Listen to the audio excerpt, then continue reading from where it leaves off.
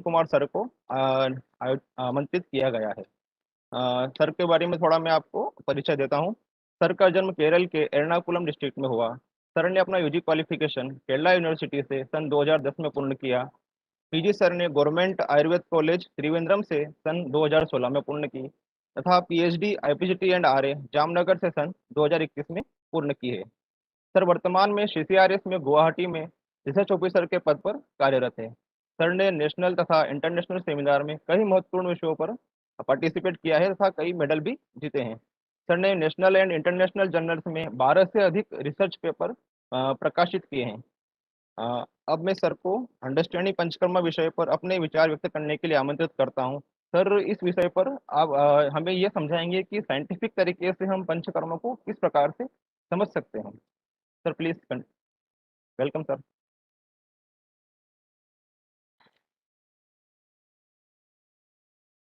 Am I audible? Yes, sir. You are sorry, audible. Okay, thank you, Dr. Pankaj. First of all, I would like to thank the organizers of this program and Dr. Pankaj for inviting me as a resource person in this seminar regarding Panchakarma department.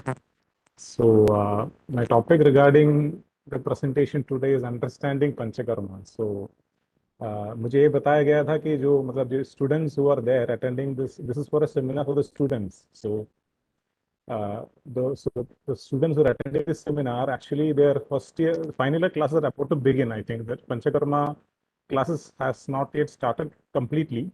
So they may not be knowing what are all the Panchakarma, how the Panchakarma is being done, what are the benefits of Panchakarma. Like complete knowledge may not be there for the students. So I will be dealing with the basics of Panchakarma, like what to do in order to understand Panchakarma in a proper perspective, or how to understand Panchakarma in a proper way. Like I will share my slides so you will be able to understand in a better manner. इस slide share में कैसे कर सकते हैं थोड़ा आप बताएंगे तो।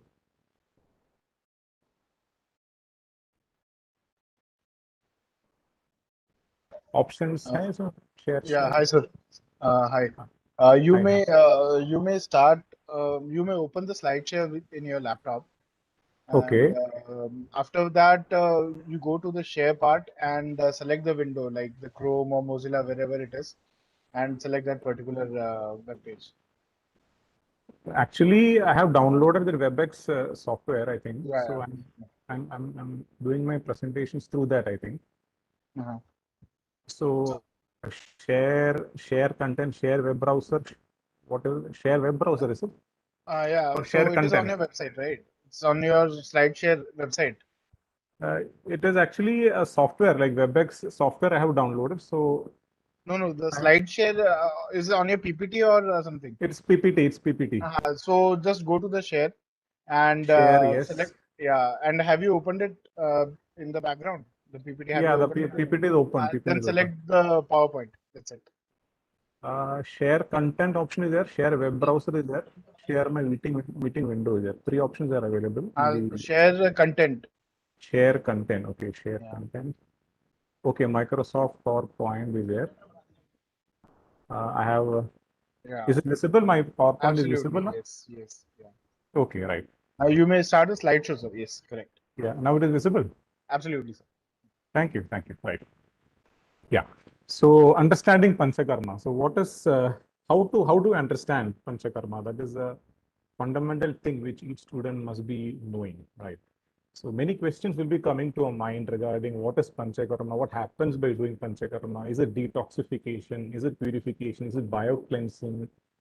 Like पंचकर्मा के बारे में बहुत कुछ सवालें आते हैं कि पंचकर्मा क्या होता है, मतलब ऐसा मतलब कोष्ठ शोधन होते हैं क्या, मतलब इससे प्यूरिफिकेशन होता है क्या, डिटॉक्सिफिकेशन होता है, बहुत क्वेश्चंस आता है. But what are the measurable outcomes? Panchakarma करने से हम क्या एक्सपेक्ट करना चाहिए, मतलब what do you expect by doing panchakarma? What is end point in doing a panchakarma? Panchakarma करने से हमें एंड पॉइंट में क्या मिलता है? इन सब चीजों में हमें थोड़ा सोचना चाहिए कि क्या होता है.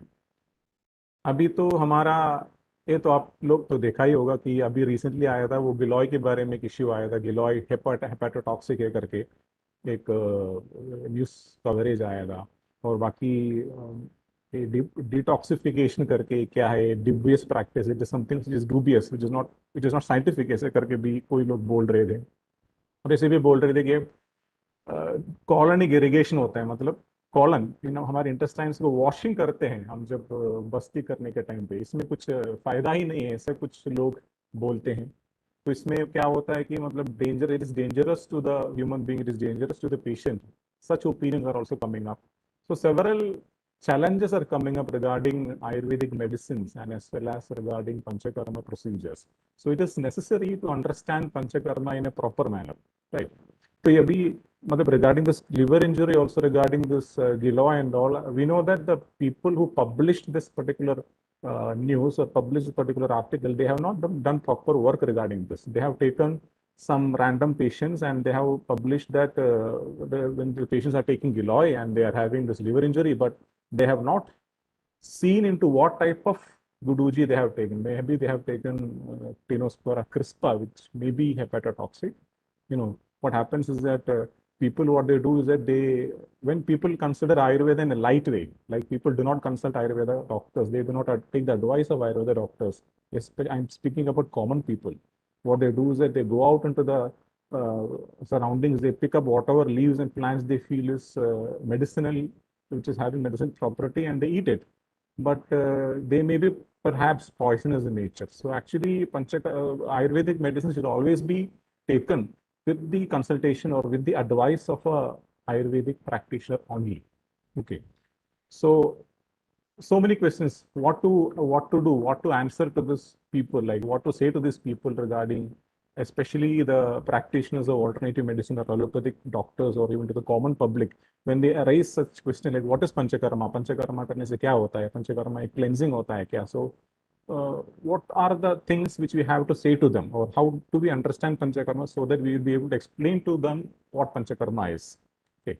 So one basic answer which comes to our mind regarding this is that we should do research properly in Panchakarma. If we're able to do proper research in Panchakarma, we will be able to answer most of the queries of common public as well as the scientific community. Okay. So research, is it actually required in Ayurveda? Something which we must think about, because Ayurveda तो ऐसा अनादि है, अनंत है, उसमें कुछ करने की जरूरत नहीं है, हमारा आचार्य ने बता के रखा है, तो उसमें कुछ करने की ऐसा कुछ सोचना नहीं है. Already, we should always think about Ayurveda or even Panchakarma or even any medicine in a critical manner.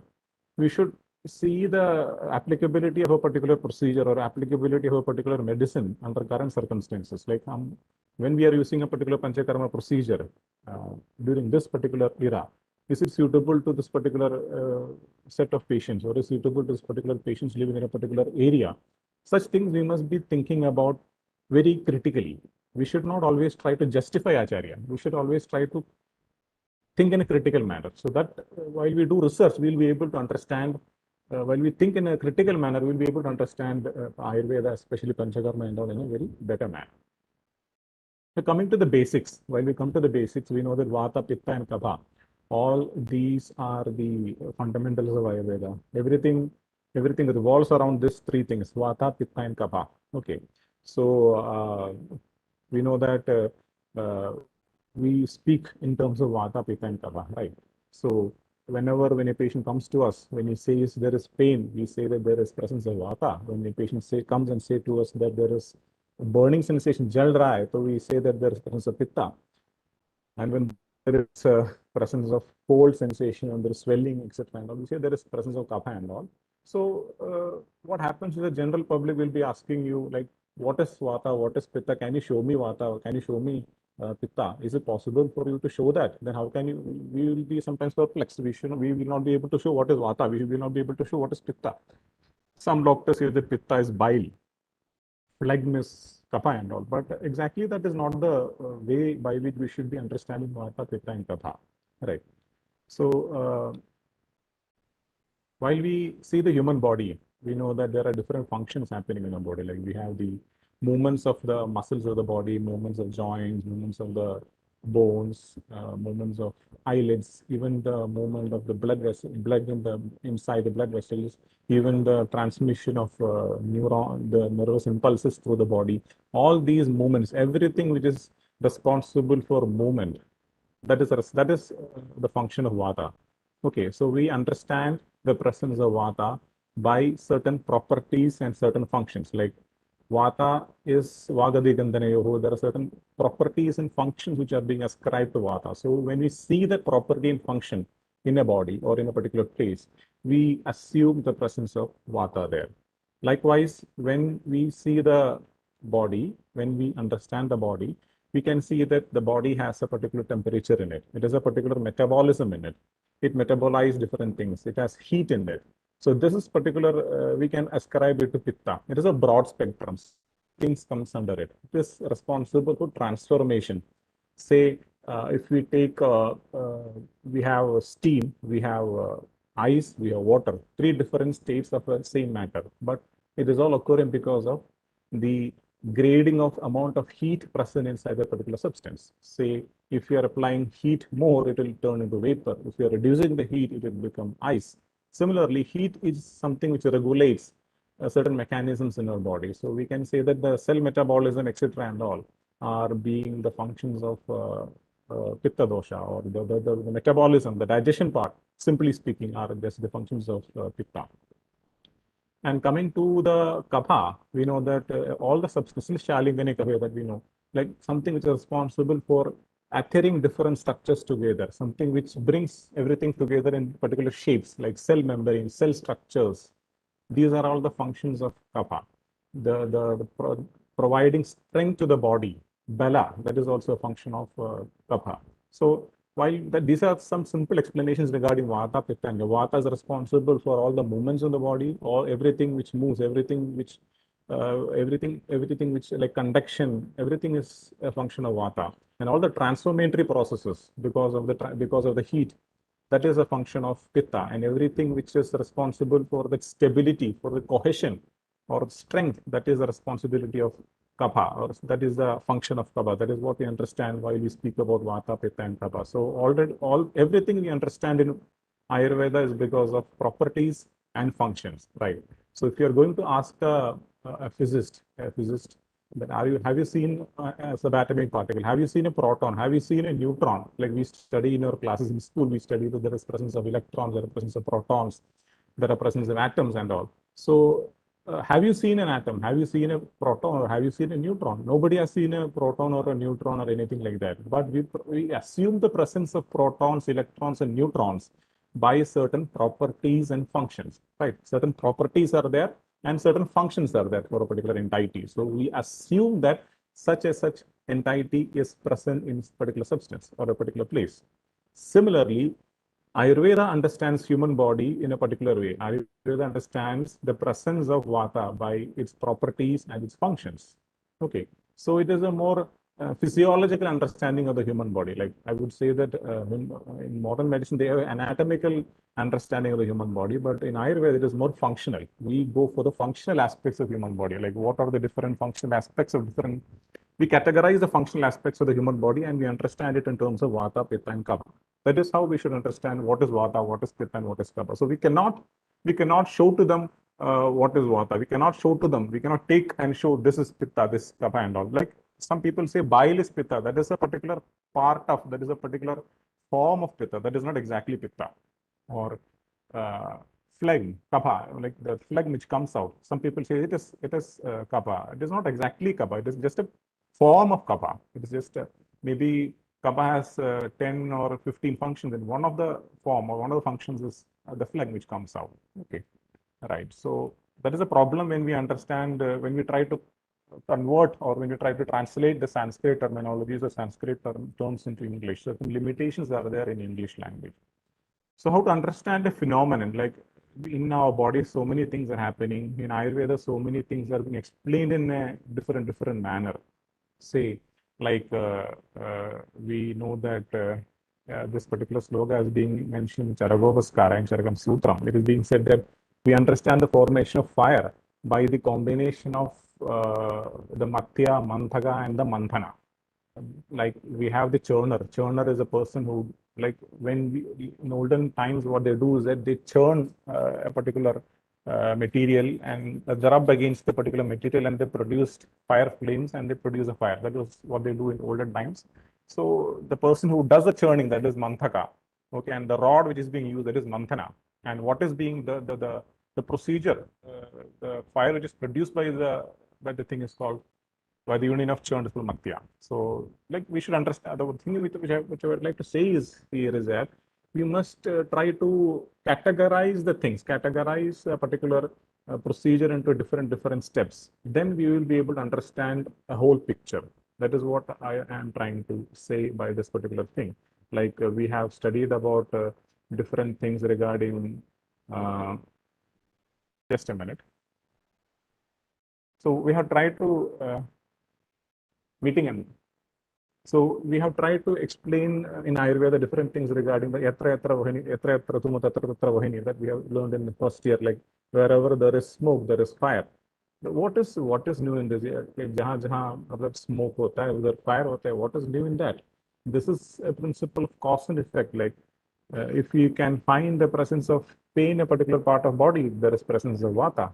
Okay, there is this pain can be ascribed to that of smoke, and vata can be ascribed to the fact of fire. So when there is smoke, there is presence of fire. So that is a simple explanation, analogy to explain different things. Like in ancient times, what they did is that they explained, the ancient acharyas or seers, what they try to do is that they try to explain different things in comparison to the different observations in nature.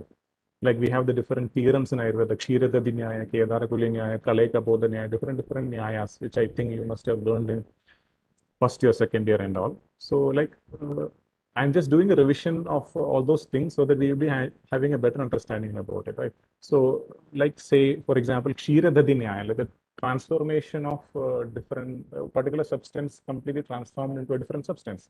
Say, gluconeogenesis, glycolysis, beta oxidation pathways are different examples by which we can understand Kshiradadi Nyaya. These are examples of Kshiradadi Nyaya in modern science. Say Kedara Nyaya, this is theory of circulation and transportation. Kedara Nyaya means, say we have the heart, the blood gets pumped into the heart, they go into big vessels and they get circulated into smaller vessels. And that is a particular type of Kedara Nyaya. It is like irrigation of a field by different small pathways. And a targeted drug delivery system. That is also an example of Kedara Nyaya. Say if we give a drug like Bokshura, it is being targeted to the urinary system. If you're using Brahmi, it is being targeted to the brain. So that is actually a targeted drug delivery that can be understood in terms of Kedarakuli Nyaya. And if you're using like Shukti and all, it is actually affecting upon the Asthi. So these are the examples. And Kaleka Bodha Nyaya is the selective law of selectivity, like the Lokanki hypothesis. We can say it is an example of Lokanki hypothesis. Like we have a different drug molecule which binds to a particular receptor in a particular cell. It does not bind to any other cells but a particular cell because there is a affinity towards the particular receptor. That is a lock and key hypothesis. A particular key only attaches to a particular lock.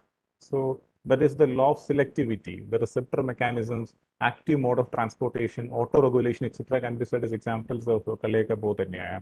In Panchakarma also, while you see we have different procedures like Basti, Vamana, Vireshan, and all. In Basti also, we have the concept of stimulation. Like every procedure, say for example, what can I say in simple forms? Like take the example of Svedana. We have Valuka Sveda, we have Jambira Pinda Sveda, we have Shashtika Shali Pinda Sveda, we have different Churna Pinda Sveda we have. So what we do is that we use different materials in order to apply heat over the body. So all are heat, like we apply heat by Valuka, we apply heat by Churna, we apply heat by Shashtika, everything is heat. But what is the difference? That is the quality of heat is different each by which we do it. Like we have a procedure, the procedure is Svedana, everything is Svedana. But the quality of Svedana is being regulated by the material which is used to do that particular procedure. Even in Basti also, everything is Basti, like Kshira Basti is also Basti, Vaitarana Basti is also Basti, Kshara Basti is also Basti. It has a common action on Vata dosha. But still, when you're using different substances for preparing Basti, it has a different role to play in the human body. Like Vaitarana Basti is quite different from Kshira Basti. It has a different function. Like Kshira Basti, say it is Brahmana in nature, but Vaitarana Basti is not Brahmana in nature, or Kshara Basti is not Brahmana in nature. So Vaitarana Basti has a different, it stimulates a different receptor mechanism, as well as Kshira Basti, it stimulates another receptor mechanism. So that is a law of selectivity, which we can, or Kalekabodhaniya, which we can understand in terms of Panchakarma, right? So while we are able to understand, the functions and properties, while we are able to understand how we approach tridoshas, by which we approach different gunas and all, then you will be able to see Vata, Pitta, and Kapha in the whole world. Like say in this picture, you can see 3 different types of cars. I am pretty sure that you can find out which car is Vata type, which car is Pitta type, which car is Kapha type, right? You can find that F1 racer, that is Vata type, the cargo truck, which is Kapha type, and the Bugatti. Bugatti is powerful car. Okay, it is a Pitta type of car, if you want to, just for understanding of the theory regarding it, how to understand Vata, Pitta, and Kapha. If you are so much in love with Vata, Pitta, and Kapha, you can find it everywhere. See the different types of dogs. You can find a Kapha type of dog in English Mastiff. You can find a Pitta type of dog in Pit Bull, muscular, and Greyhound, which is sleek, which can be quite fast. That is a Vata type of dog, right? And in animals also, you can see Pitta in tiger, you can find Vata in squirrel. It is very fast, it is very quick. Okay, you can find Kapha, stability, it is strong, this elephants. It is very stable. You can find Kapha in elephants. So you can find Vata, Pitta, and Kapha even in inanimate objects also, right? Then this is for just for general interest. Like we know that there are different types of bones in human body. Like modern science says there are 206 bones, but in Ayurveda, say different opinions are there. 360 bones are there. So what happens is that modern people, they ask, see, you don't know even the number of bones. It is 360 you say, but we have counted and set it as 206. So what is the scientificity behind your science? That is what some modern doctors would like to ask. But I'm not trying to be criticizing like about modern science. Like we need people to criticize us. We need people to say that there is something wrong in your system, or there's something wrong in the way you do it, so that we will be able to retrospect what we are doing. Otherwise, we'll be taking it for granted, right? And like I said in the beginning, we should not always try to support or substantiate acharyas always. We should be critical of acharyas. We should be critical of ourselves. We should be critical about the work which we do. Then only we'll be able to understand it in a better manner. Maybe some things which we may not have thought about, which may come to our mind when somebody criticizes us, right? So while we say that the function of the different functions of bones are being noted down in this particular slide, like it is Majjakar, it is Sara, it is Dehadharagam. Dehadharagam means it supports the body weight. It supports the body weight, and it bears the body frame.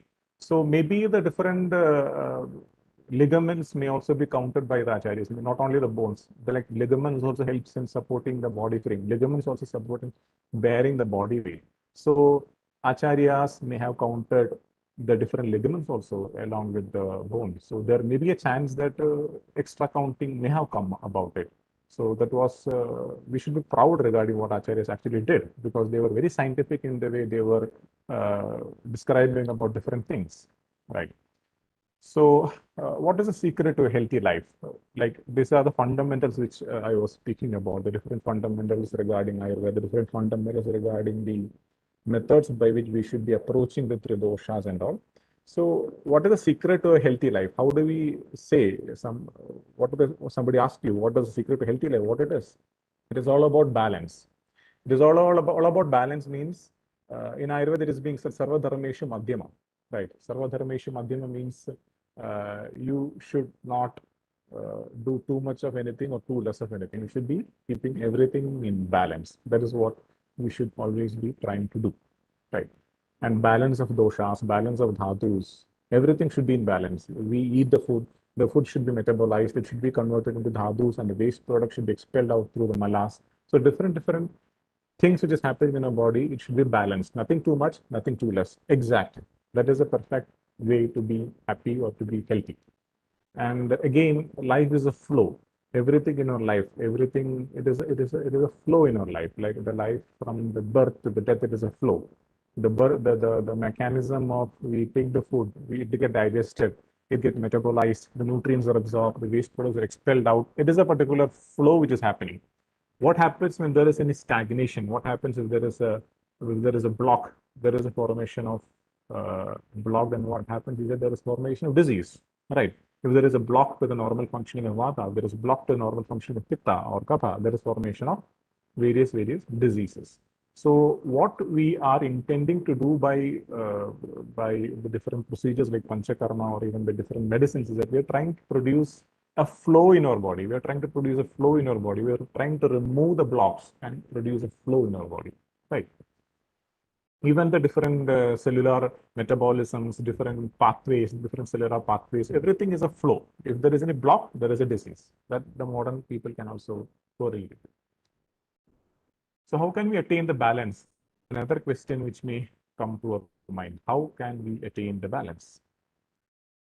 Certain concepts are there. Like say, I would like to introduce 3, 4 concepts. The first concept is the concept of Arma. You must be knowing about the concept of Arma. What is Arma? Like simply speaking, like we take food, the food gets digested, it gets metabolized, and it's converted into uh, nutrients which gets absorbed and it forms into tissues, right?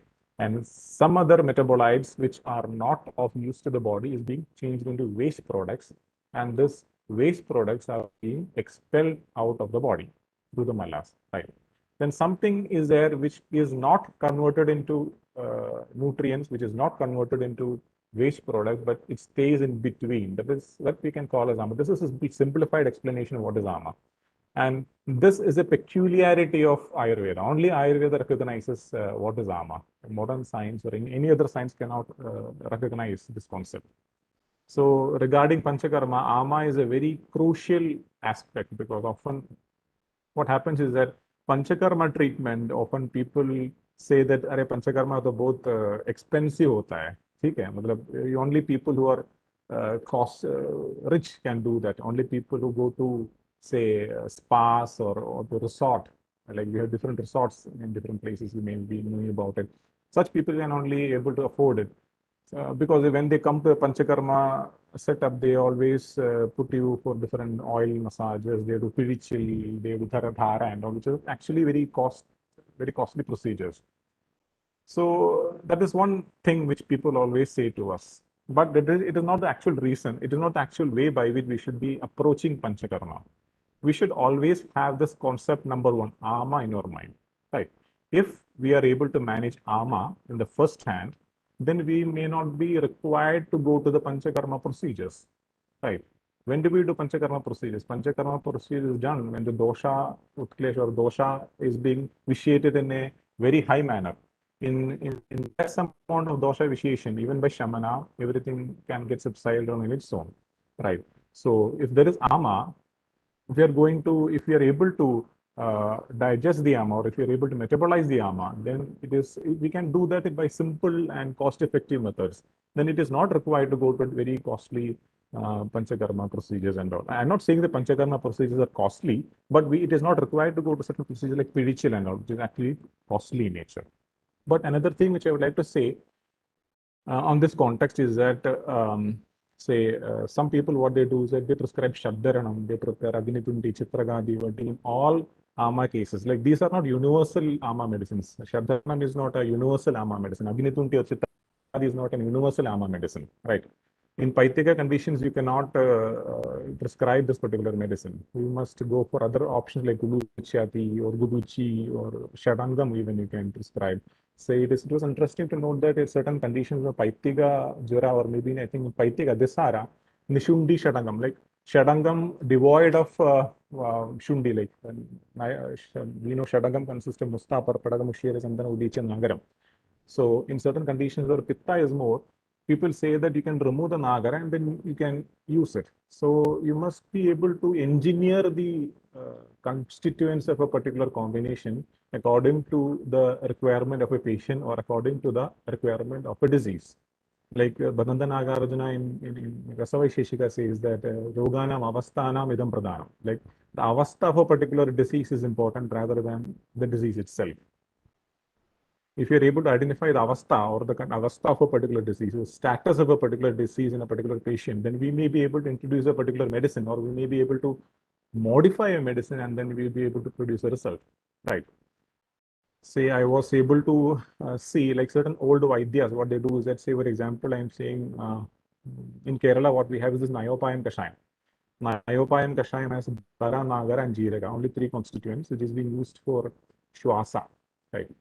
So what they do is that some people, it is some Vaidyas, what they do is that in Hridroga and all, they add Arjuna to it, and they prepare it, like Bala, Nagara, Jiraka, and Arjuna.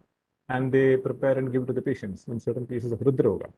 So, but this is not what actually is being described in Ayurveda classics, but they do it, they engineer it, they modify the contents, right?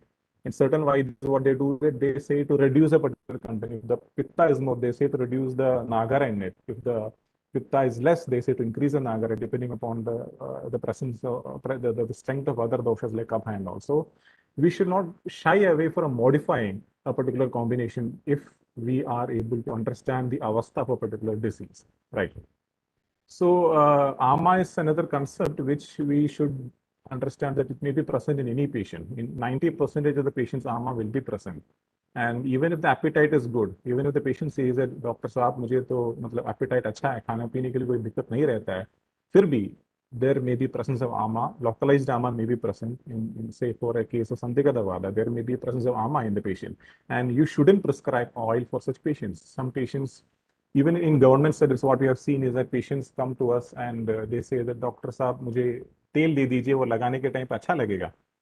Actually, what happens is that when they do the massage with oil, they feel a little bit relief, but again the pain comes. They do again massage, the pain relieves. Then again they do the massage. Like it goes on like that. The disease will not subside. What we want in Ayurveda is the disease should subside. For that, we should not prescribe oils in an irrational manner. If we see the presence of Ama in a particular patient, don't prescribe oils. We should go for leba and all. You can go for like Potanchuka leba or Jadamaya. Different types of leba are available, which may be applied to the patients. In Jamnagar, they used to have this leba kuti and all. Such things can be used.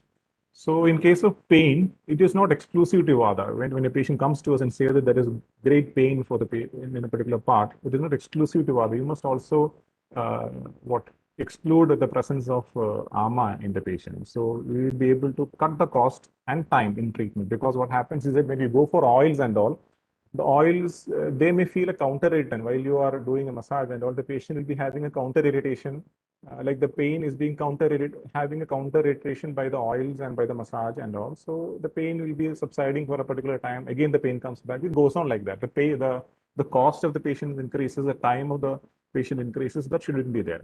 Okay.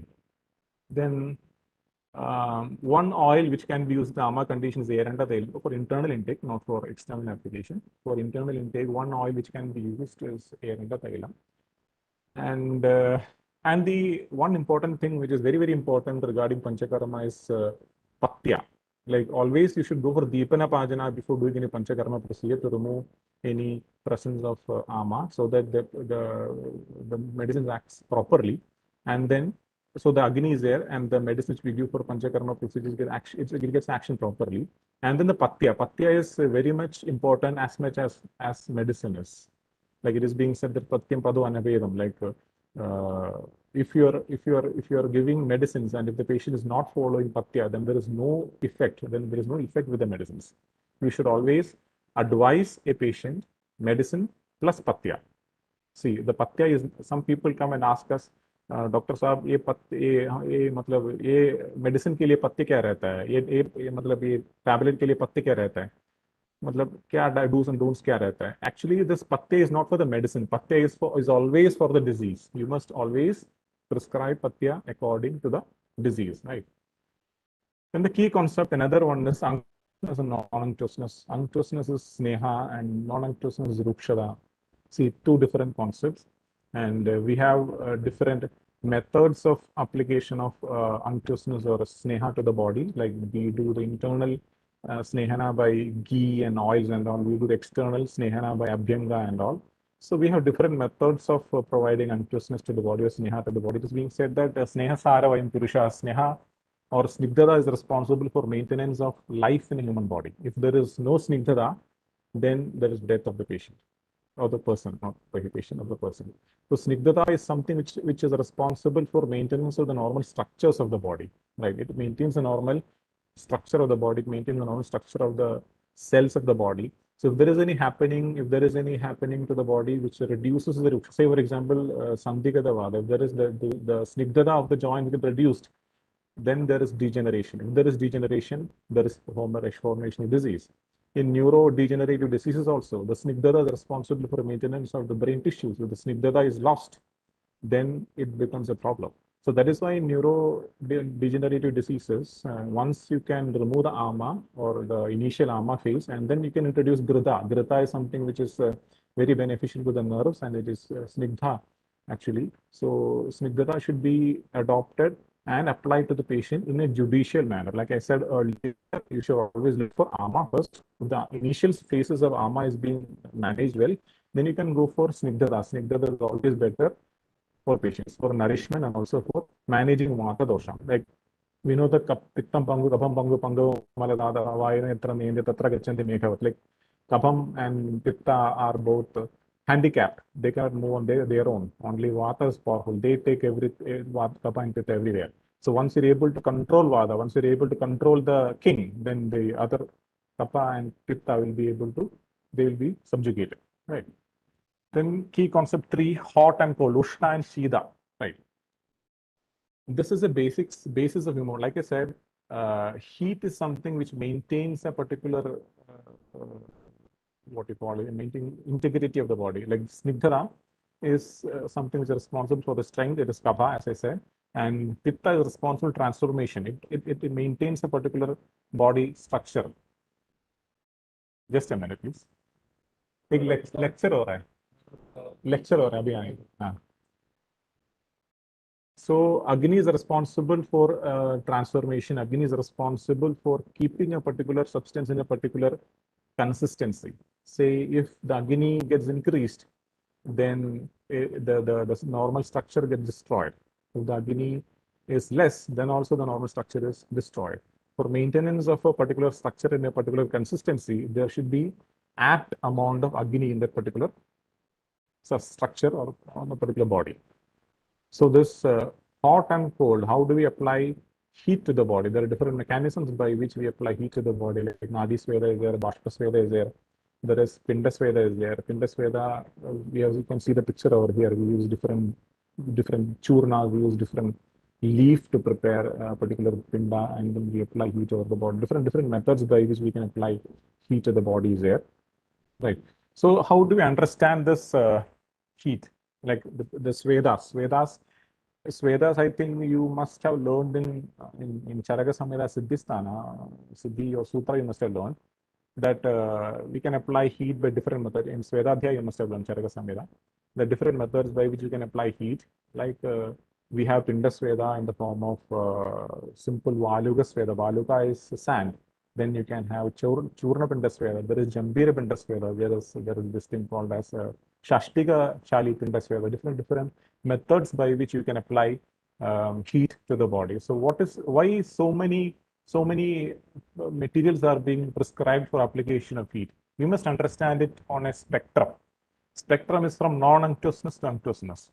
Non-unctuousness means ruksha and unctuousness means snigdha. The most ruksha type of sveda is Valuga Sveda. Right? Valuga is sand. You fry the sand, you make it into a bolus, and then you apply heat over the body. That is ruksha type of sveda. Then comes the Churna Pinda Sveda, which is ruksha, but not as ruksha as compared to that of Valuga Sveda. Then comes Jambira, then comes Patra Portal Sveda, then comes Shashtika Shali Pinda Sveda, which is most snigdha type of sveda. So it is actually a spectrum. So you are selecting particular Pinda Svedas depending upon the condition of the patient. If the patient is requiring a ruksha type of sveda, you take the Valuga Pinda Sveda. If the patient is requiring a snigdha type of sveda, you select Shashtika Shali Pinda Sveda. If you are seeing that the patient requires snigdhata but not too much of snigdhata, you go for Churna Pinda Sveda or you go for Jambira Pinda Sveda. So it is about finding the right combination for a particular disease in a particular avastha of a particular disease, right? So that is about the spectrum of snigdhata in application of in application of heat to the human body. Okay, so while we understand or while we see the application of Sweda or heat to the body, you can understand it in three different basic ways. So one is radiation, one is convection, and there is convection, right? You know that the picture is self-explainable. You are using a particular vessel, you are heating it over the fire. So that is an example which I am showing you. And when you are touching the vessel, that is convection. The heat is the heated particle or heated object is touching your body, that is convection. Say for Pinda Svedas, you are heating a particular Pinda, you are heating a Pinda Sveda on the top of a frying pan, and then you apply it on top of your body, it is convection, right? And it is actually very effective in Vata Kapaja conditions, generally speaking. And say you're doing a dhara, you're doing a Kashaya dhara, or you're doing a pirichil, then actually you're using a heated liquid over the body, you're pouring the liquid over the body. It is actually convection, convectional heat. Convection heat is usually used in Paitika condition. You can see the convectional heat application in Vatarakta Jigilsa, you can see, like you can see that Dashamula Kshirodhara Sadhyashula Nivarana in Vatarakta. So in such conditions, in Vatarakta conditions, you cannot apply Pinda Svedas as such it is. So you must opt for Drava type of Sveda, where the liquid is, the warm liquid is flowing over the body. It is smooth, it is soothing in nature. When there is presence of Pitta, you cannot just put your Pinda Svedas on top of the body. The patient will be having very much pain while you do that. So the soothing type of Svedana therapy should be done in such conditions. And say the infrared IR radiation you must be doing in the hospitals and all, IR lamp we use. There is a type of radiation type of Sved, the Svedana which we use there.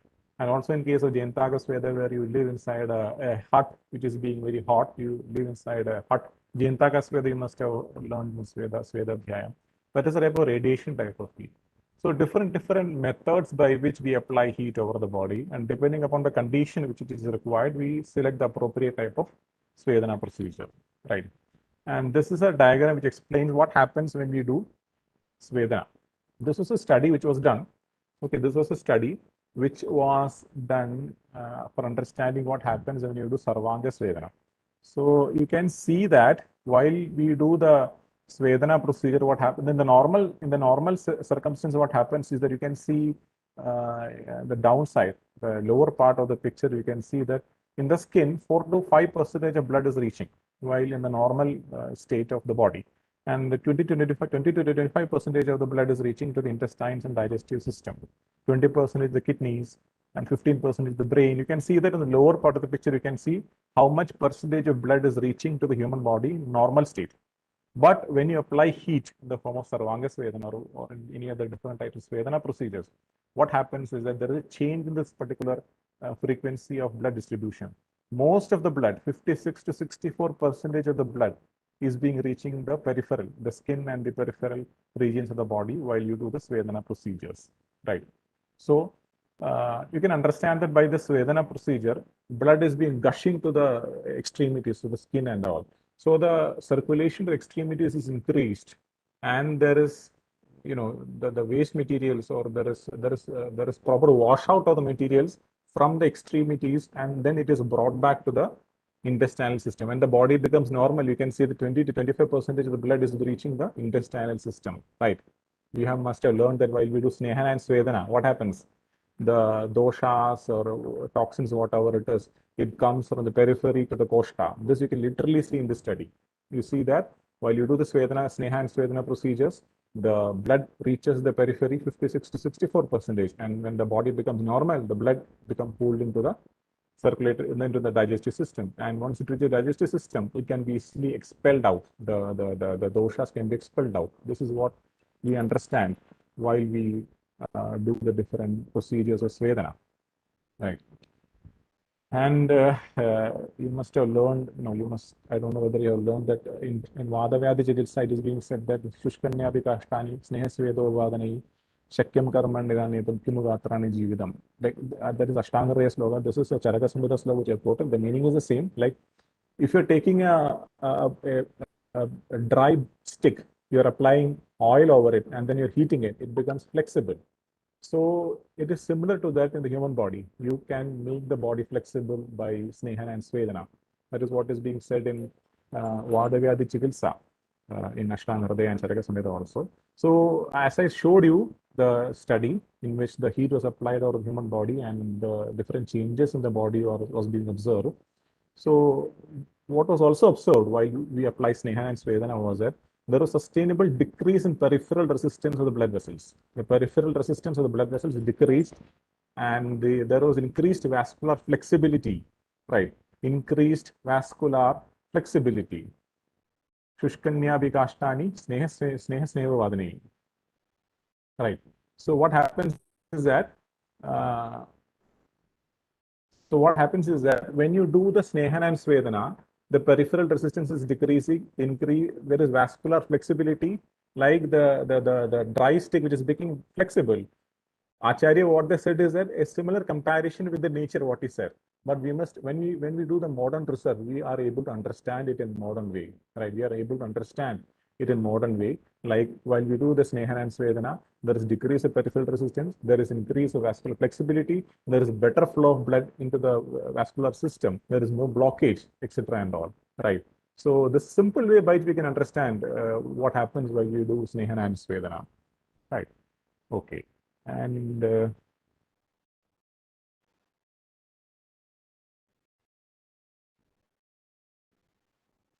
I'm not able to go to the next slide. I don't know what happens. Hello? Yes.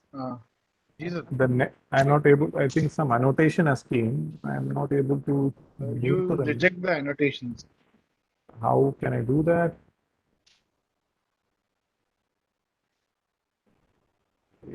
Let me see. Okay, I think. Right. Okay, fine. Yeah. Okay. Thank you. So coming to another concept, which is Udvartanam. What is Udvartanam? Udvartanam is that we use different powders to apply on the body. We rub it on the body in a pratiloma direction, right? So I would like to bring to your attention to microderma aberration. Microderma aberration, what they do is that in order to maintain the integrity of the skin, in order to maintain the skin in a youthful manner, or to remove the waste products or waste layers of the skin, or in order to improve the breathability of the skin, what they do is that they use small micro needles and they produce small punctures on the skin and they remove a layer of the skin on top of it. This is what they do in microderma aberration. Now you see Udvartana. Udvartanam Kabaharam Medasa Pravilayanam Sthirikaranam Anganam to Prasadagaram Param. Right. Does any bells ring while we see what is microderma aberration and while we see what is Udvartanam? It is similar to that of microderma aberration. A type of comparison we can see, like in Arma, in certain cases of patients, while there is presence of Arma, you cannot go for an Abhyanga straight off. You must go for Rukshana Kriya prior to that before doing the Snehana procedure. So what they do is that they do go for Udvartana if the patient is obese or the patient is Medura or the patient is having too much of Ama and all, or they can go for Ruksha Sveda and all.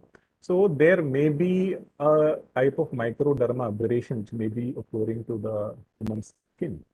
That may help in better absorption of Sneha which is being applied to the skin.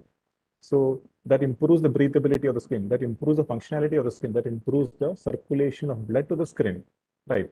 And it removes the Kabahara Medasa Pravilayana, that layer of dead skin, it is being removed. And Sthirigarana Manganata Prasadagaram. Microderma aberration is done for maintaining the youthful nature of the skin. So similarly, you can see the function of Udvartanam over here. It is fascinating to see it in a different manner, what Udvartanam is, right? And coming to the Murdha Taila, what is Murdha Taila? We have Shiro Abhyanga, Shiro Piju, Shirodhara, and Shirovasti and all we do in Murdha Taila. What happens when you do such things? You must have seen the picture of Shirodhara, that is quite famous. Shirodhara is quite famous because of the tourism industry. You must have seen the picture of Shirodhara in certain banners and all. But coming to the aspect or scientific aspect, this is a picture of human skull. You can see the emissary vein over there. Emissary vein are present in the loose areolar tissue of the scalp. In the scalp, there is emissary vein. So this area, this loose areolar tissue of the scalp over here, it is being called as a dangerous area of the scalp. If there is any infection which can occur in the scalp, this infection get into the emissary vein and it can get into the brain, right? So that is a dangerous aspect. So what we can understand here is that if any infection, if any negative thing can come into the brain, positive things can also come into the brain. So while we do the procedures like Shirodhara in certain Vatika conditions, in certain conditions where brain is affected, or Dhara when we do in certain conditions where brain is, then the medicinal property may be reaching to the brain by this mechanism also. There is possibility into this through these emissary veins. So that is why Murtha has got great importance in certain diseases of brain, which is being affected by the brain, right? And this is a study where it was being done, where they applied methadone in oil. They mixed methadone in oil and they applied it on the head of certain volunteers. What they found was that the sleep latency was reduced. Sleep latency means the patient was able to go to sleep early while you apply oil mixed with methadone over the head. So that is an indirect reference that it is possible that the medicinal action get absorbed into the emissary vein and into the brain. It is a possibility. This is a preliminary study which was done, and many such studies can be done in Ayurveda also. So such is understanding of Murda Thailas. So we have not come to the it is 10:56 already. So we have not come to the Panchakarma Shodhana procedures. I'll just go to the main points only. You can see the difference between Shodhana, before Shodhana, after Shodhana, what happened. Before Shodhana, it is a mess. Everything is a mess. After Shodhana, everything stays in its own place. So that is what happens by Shodhana procedure. The normal functioning of Vata, normal functioning of Pitta, normal functioning of Kapha, everything comes into its own place. That is what happens while you do Shodhana procedures. So this was a study which was done in the case of Vamana. This is actually the modern techniques was used. Like Vamana is being done with Madana Phala, we know that. So this was a study to identify certain phytochemical compounds which is present in Madana Phala, which will be able to dock. Dock means to attach with certain receptors in the brain, 5-HT3 and NK1 receptors, which is responsible for Vamana. So this was a procedure by which we will be able to understand the mechanism of Vamana, right? So in silico medicine or computational medicine, if we say it, or like we find out the active constituents of a particular medicine, and we find out certain receptors in the cells, and then we try to combine it in a particular software. That is what we do in computational medicine. That is in silico medicine, we call, and molecular docking, it is also called. So these are different terminologies which you will be learning in later stages of your course, right? So it was possible to find out that certain constituents in Madana Phala was able to bind with certain vomiting centers of the vomiting receptors of the brain, right? So this was one of the study which showed the mechanism of action of Vamana. And Virechana, coming to the Virechana aspect also, we know that Trivrta Sukha Virechana. What is Sukha Virechana? It causes Virechana without any problem. It is Sukha. So why is castor oil or Eranda Thaila not such as Sukha Virechana? While we see the study of Eranda Thaila, we can find out that it causes mucosal damage. It causes damage to the intestinal lining. It is not Sukha. Causing damage is not Sukha, right? It is not something which is acceptable. Acceptable in the means like it is not soothing in nature, right? But when we see the study of Trivrit is Sukha Virechana. It is anti-inflammatory, analgesic, hepatoprotective, anti-arthritic, anti-ulcer. So many things which protects the intestinal lining. So this may be the reason why Trivrit is being said as Sukha Virechana. So this is another way of understanding why a particular drug is being served in a particular manner. Okay. Then coming to the Basti and all, like what should you choose? Should you choose Virechana or should you choose Basti? I would say that due to the presence of a fast life in the life of people in the current era, people want quick relief. People want less treatment schedule. So I would say that Basti would be the choice if you want to apply in your clinical practice, and depending on the bella of the patient also. Like for Virechana, you require a particular period of hospitalization. for doing the Virechana procedure. Then you have the Payadikranam and all. But in Basti, nothing is required like that. But of course, Virechana, if you are able to do Virechana and then you do Basti, that is more effective. But I am saying according to the condition of the people of the current era. And another thing is the Bela. The Bela of the patient is not much, then you shouldn't go for Virechana. You can go for Basti. Even in Vatarakta Chikitsa, you can find that Virechana is the first choice, just being said there. But it is also being said that you can do Kshira Basti in cases where Virechana is not feasible, right? And Basti has got broad spectrum action, like it can cause Brahmana, it can cause Karshana, it can cause Vajigarana, it is Chakshushya, it is Vadarakthara, it is so many action it acts upon Kapha, it acts upon Pitta, it acts upon Vata. So it is having a broad spectrum action. Right, so we can modulate the Basti according to our needs. You can select many different types of Basti combinations and you can apply it. So Basti is a very practical thing and very useful thing, very economic thing which you can use for treating different diseases in your OPD. Then this was a study which was done in Jamnagar actually, where this thing Basti was done with barium mixed with Basti material, and then it was administered. It was seen how much the Basti reached. That was seen during this particular study, and it was seen that it reached up to the ileocecal junction. And two methods of Basti was used. One Basti was we did the regular Basti Putaka method, and another was the what was we called as the Basti. What does it mean?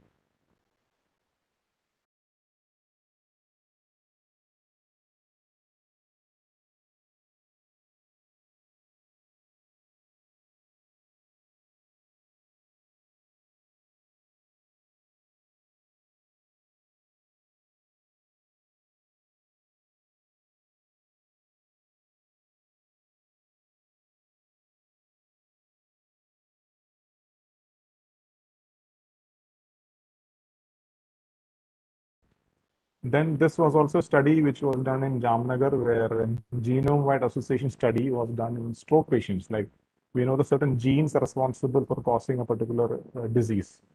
Certain genes makes people susceptible to certain diseases. So what happens is that by doing Panchakarma procedures, by Virechana and Basti, it was a treatment protocol consisting of Virechana and Basti. It was able to see that those genes which are responsible for formation of a particular disease was down-regulated, and those genes which are responsible for protection of the patient was up-regulated. See, this was the effect of Panchakarma procedure up to the genetic level. You can find the action of Panchakarma procedure up to the genetic level. It is being said that by doing Panchakarma, Natesham Punarulbhava, the diseases will not reoccur. So that is a benefit because it goes to such a deep level. The action is such a deep level. That is the reason why. And you can see the proof over here in this slide. At the genetic level also, but Panchakarma has got a very deep action. So you must always think outside the box. You must always think outside the box. You must be critical about acharyas. Our acharyas said a particular method. You should think why it is being done, right? Recently in IIT Guwahati, we had a discussion with IIT Guwahati. What they did was that they did a study on Amaliki Rasayana. Amaliki Rasayana in the sense that they found out that Amaliki Rasayana is responsible for maintenance of functional and structural integrity of heart muscles, right? So they went for a network pharmacology or computer-based study regarding what happens to the while we take Amaliki Rasayana. So they identified around 30 to 40 metabolites of Amaliki Rasayana. And they found that these particular 30 metabolites has 30 different receptor cells in our body. And it goes and attaches to the particular receptor cells only, those active principles, these particular metabolites. And one interesting thing was that these metabolites also interact with one another. These interact with one another and they form a web of a particular reaction. And even if you remove a particular combination from it, even if you remove a particular metabolite from it, the whole pharmacological action of the combination will change. That was something very beautiful because that is how the Ayurvedic medicines are being prescribed. Different combinations are there. If that particular combinations have a particular pharmacological action, even if you remove a particular drug from that particular combination, the pharmacological action may change. Right. That was what the finding of IIT Guwahati was. So we are also trying to find out what else can be done to understand the mode of action of different medicines and all. Right. So another thing coming to the Ayurveda, tourism and home remedies. See, this is my personal opinion. Ayurveda shouldn't be promoted as a tourism aspect. Ayurveda shouldn't be promoted as a home remedy. Like I said in the beginning regarding the giloy, that people took some variety of giloy and they found it as hepatotoxic. This shouldn't be the case. They should always, a person should always take Ayurvedic medicine only in consultation with an Ayurvedic doctor. Otherwise, what we are for? हम लोग किसके लिए हैं? हम पूछना चाहिए हमें कोई मेडिसिन ले सकता है कि नहीं, है ना?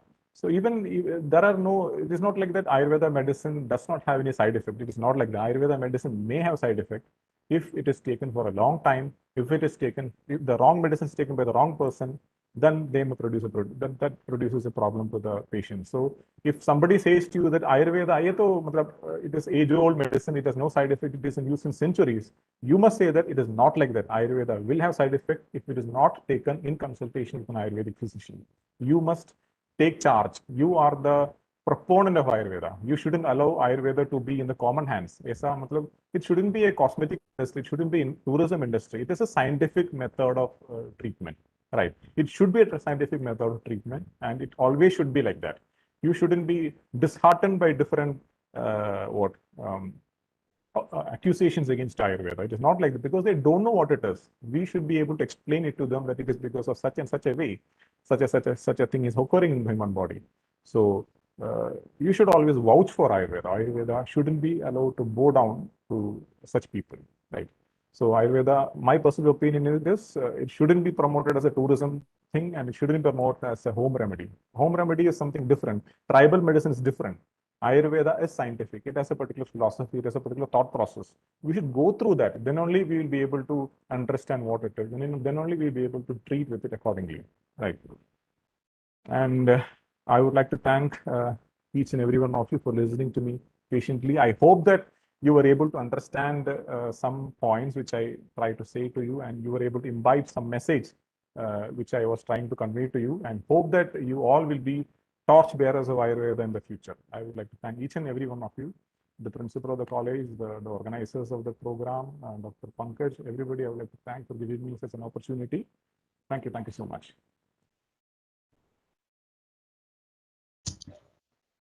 Well, thank you, sir, for making us understand the concept of Panchakarma in a very modest way, I would say. And today also, as a teacher, we have learned many new things. What can I say? So, anyways, we have a few doubts from the students around us. Yeah. So, in one slide, you have mentioned Erenda Tela, like using Erend Tela.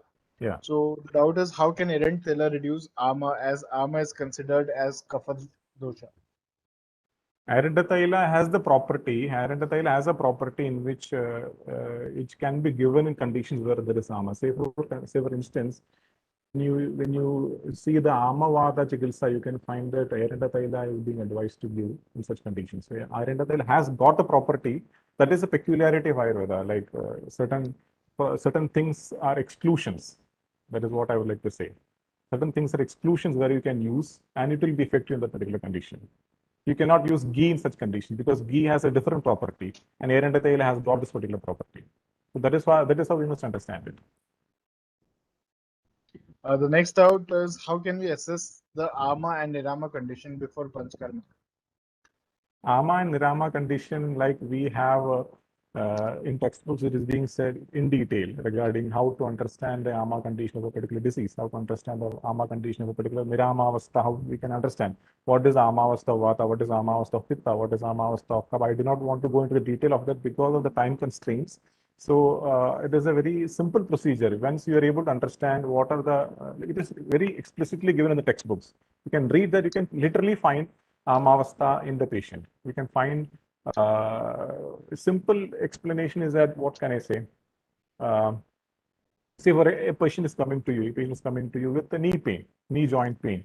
If there is swelling in the knee, if there is pain in the knee, right? If there is pain in the knee, if there is swelling in the knee, when you touch the knee, it is a little bit cold in nature. The simple explanation that there may be presence of Ama in there, right?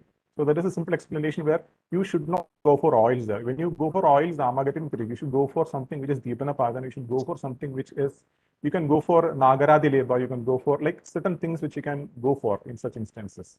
So how you can identify the Amavastha of a particular condition is being explicitly given in textbook. You can go through the textbook, Amavastha Vata, Amavastha of Niramavastha Vata, everything is given in textbook. You can go through that. Right. Can we go to the next question? Next question is almost on the same lines. It asks like how can Bala be assessed for the competency of Panchakarma in a patient? Yeah, Bala is one important thing in while doing Panchakarma procedure. Baladhishtanam arogyam arogyartham kriyakrama. Right. So if the patient, that is about the yukti of that, I would like to say it as a yukti of the doctor treating the patient. If the doctor who treats the patient finds that this patient has not got the Bala to undergo a Vamana procedure, then you cannot do that procedure to the particular patient. That is about with experience and with observation, you can understand it. If a particular patient comes to us, say weak patient comes to us, and you cannot go through a procedure like Virechana to the patient, you can go for Basti. Right? That is what I think I told you regarding that. So it is about the yukti of the doctor. It is about finding out, assessing the patient regarding his Bala, like how strong he is mentally, how the Sattva Bala comes under that, how strong he is physically. The assessment of strength, physical strength also comes under this. So different mental and physical strength should be assessed before deciding any particular Panchakarma procedure to a particular patient. The next doubt is in Sansarjan Krama, which ahar could be sufficed? Like as you explained, the three nyayas, Kedarikulya, Thale Kapot, and the another one. So how Sansarjana Krama could be correlated with which nyaya? Sansarjana Krama is actually, why do we prescribe Sansarjana Krama? Sansarjana Krama is prescribed in order to maintain or develop Agni in a patient. Like while you do a procedure like Vamana, or while you do a procedure like Virechana and all, what happens is that Agni gets decreased. So what we have to do is we have to increase the Agni of the patient little by little. As there is a small spark of fire, you're putting a little bit of leaf into it, a little bit of twig into it, and little by little we are trying to increase the Agni. That is the concept behind this thing, Payadikrama. So you are asking that how can you understand Payadikrama on the basis of this thing, Yadarakulinaya Kalayabodhana, is that like that? So what happens is that while we use different Payadikramas like Peya, Vilebi, Mamsarasa and all, say for example, if you're using Peya and all, it is nourishing in nature. It is nourishing to the tissues and all. It is nourishing. It reduces the weakness of the patient, right? Gradually, because the Agni is not much, you're giving Peya first.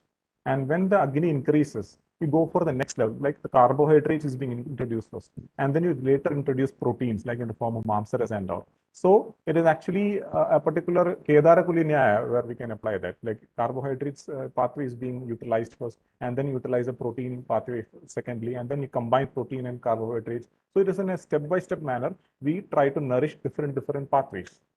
That is how we can understand it in this manner. And the final doubt that we have is like how practically can we assess the evacuation of Vata, Pitta, and Kapha in Basti? After when Basti is given, how can we assess it practically? Like Vata is being evacuated, then Pitta is being evacuated, and in last Kapha is evacuated.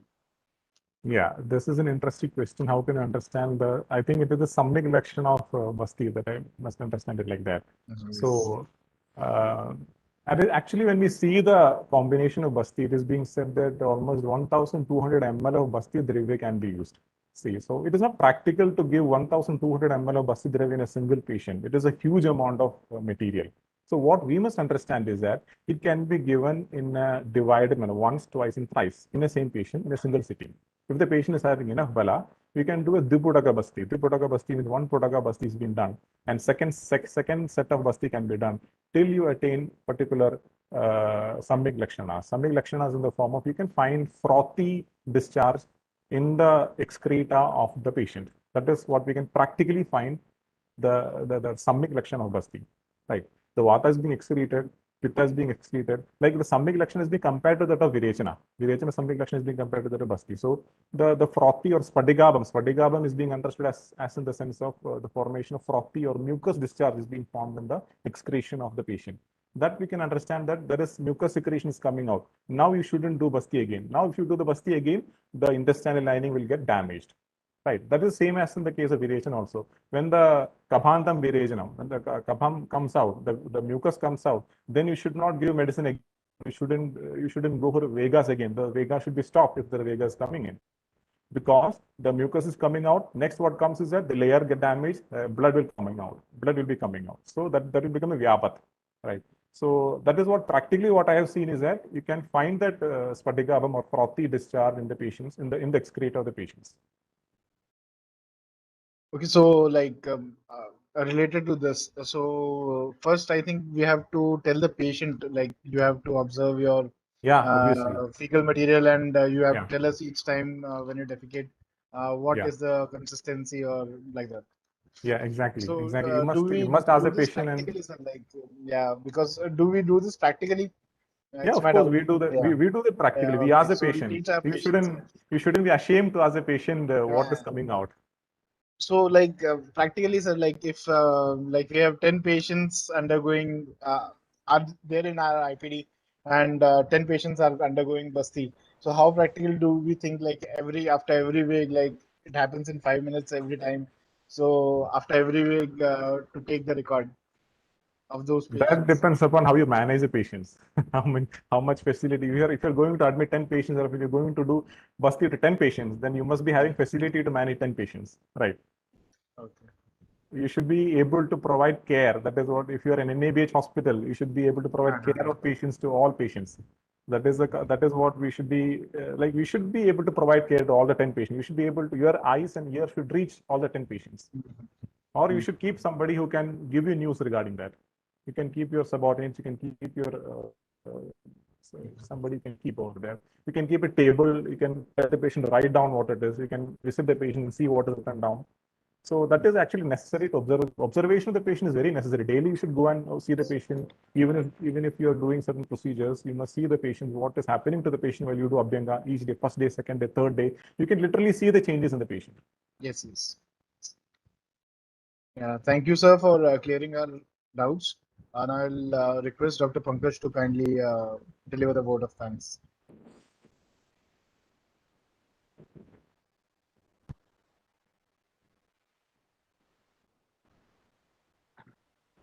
Thank you, sir, for uh, coming in such a short time. I'm audible? You are delivering very nicely about scientific background of our Ayurveda and the Panchakarma. You are mentioned what we have to do in Unctus and non-Unctus, the type of Shveda, and how can we assess the Basti, Vata, Pitta and Kapha. Beautifully you explained it. So, sir, very thankful I am, and I am very thankful from my whole GBM and SBLD Ayurveda team for coming here and deliver a very nice lecture. Yeah, thank you. Thank you so much. Okay. Thank you. Yeah, thank you. Thank you, sir.